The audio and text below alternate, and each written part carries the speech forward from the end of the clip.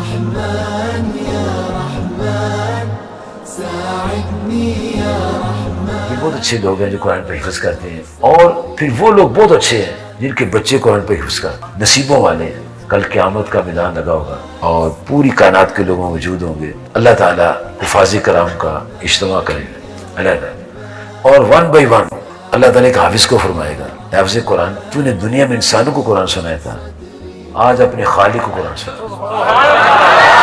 پھر حافظ قرآن وہاں قرآن پاک کی تلاوت شروع کرے گا، اس کو پر لگ جائیں گے، تلاوت کے پر لگ جائیں گے اور وہ اڑنا ایسے اونچا جانا شروع ہو جائے گا.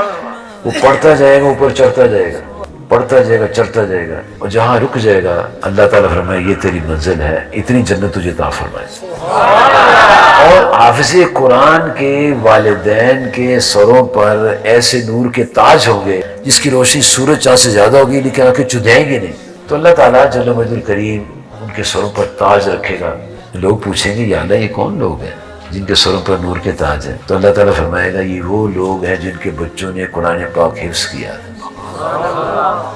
تو جب قرآن پاک کی نعمت پانے والا اس کا باپ یہ مقام رکھتا ہے تو جسے یاد اس کا مقام کتنا ہوگا.